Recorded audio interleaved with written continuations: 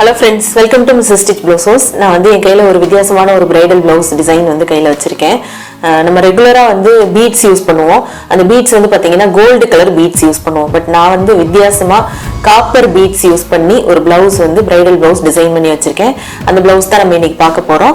அந்த blouse பார்க்கறதுக்கு முன்னாடி நம்ம சேனலை subscribe பண்ணாதவங்க please subscribe பண்ணிருங்க. அதோட பக்கத்துல இருக்கிற bell icon-ஐ click பண்ணிருங்க.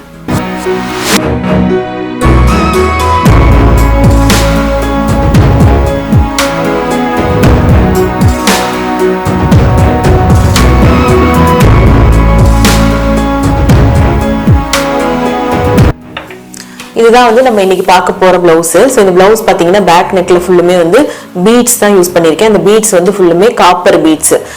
இப்போ நீங்க பாருங்க இது வந்து green கலர்ல blouse. பேக் நெக் வந்து பாத்தீங்கன்னா ஹை நெக் கீழ வந்து ஒரு டிராப் ஓபன். சோ இந்த இடத்துல வந்து ஹூக் போட்டு மாட்டிக்கிற மாதிரி ரெடி பண்ணிருக்கேன். இதுல ஃபுல்லுமே டிசைன் வந்து பாத்தீங்கன்னா ஃபுல்லுமே லைனா வந்து ஃபுல்லுமே காப்பர் beads. ஃபர்ஸ்ட் வந்து ஒரு 2-3 லைன் வந்து ஜரி கொடுத்துட்டு அதுக்கு அப்புறம் வந்து சுகர் பீடு அப்புறம் மோத்தி பீடே வந்து ஒரு மோத்தி பீடு ஒரு சுகர் பீடு இருக்கிற மாதிரி கொடுத்துருக்கேன்.